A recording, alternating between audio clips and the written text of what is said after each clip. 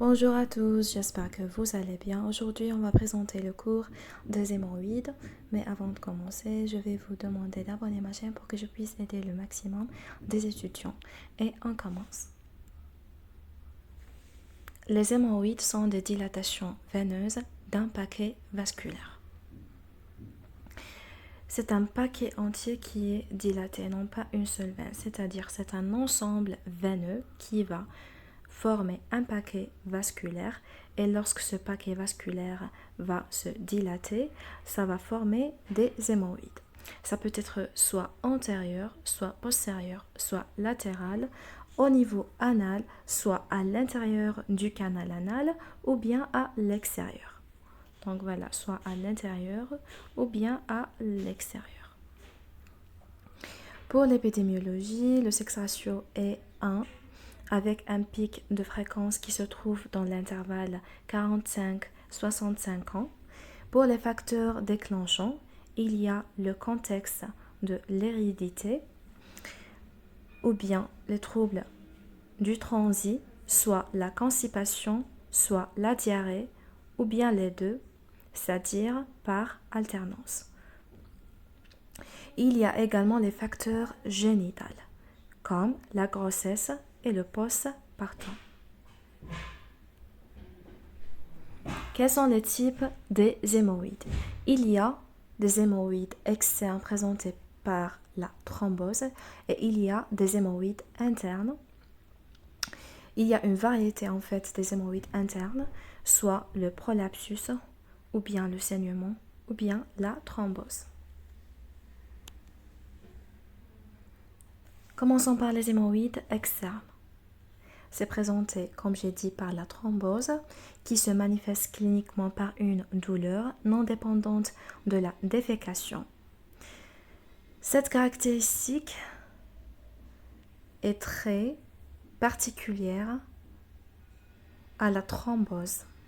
Donc voilà, retenez que la thrombose externe, parce qu'il y a une autre thrombose interne, on va parler de la thrombose interne également. Retenez que la thrombose externe est caractérisée par étant non dépendante de la défécation. Il y a également un autre signe qui est étant une tuméfaction ferme bleue, plus ou moins une réaction œdémateuse périphérique, associée surtout en postpartum. La thrombose s'évolue par la guérison spontanée, ou bien ulcération et hémorragie, ou bien la cicatrisation avec la formation des plis anaux qui vont former ce qu'on appelle des marisques.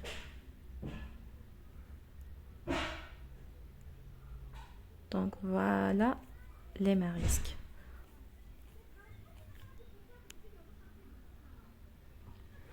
On va parler maintenant des hémorroïdes internes.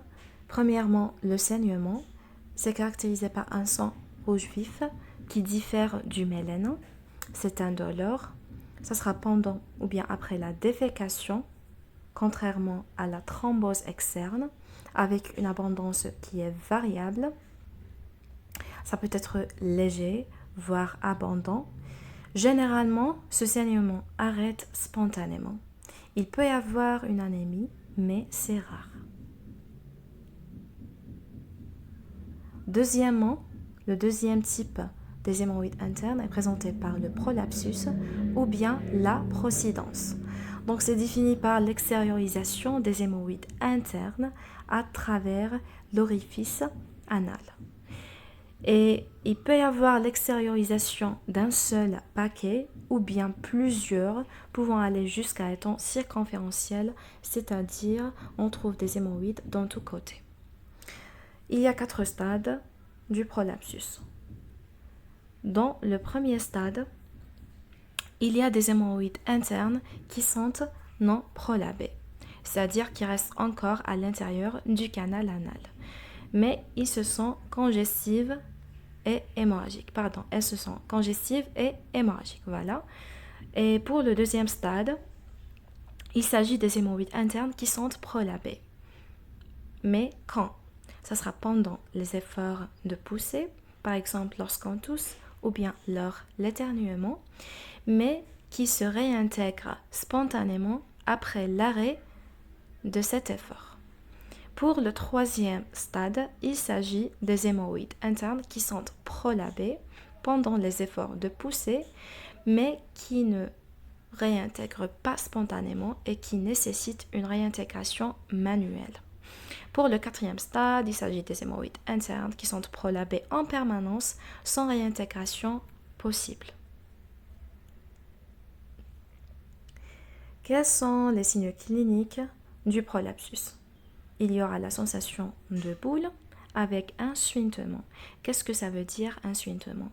Suintement, peut être l'équivalent de ce qu'on appelle un écoulement ou bien exsudation voire transsudation, l'humidité et suage.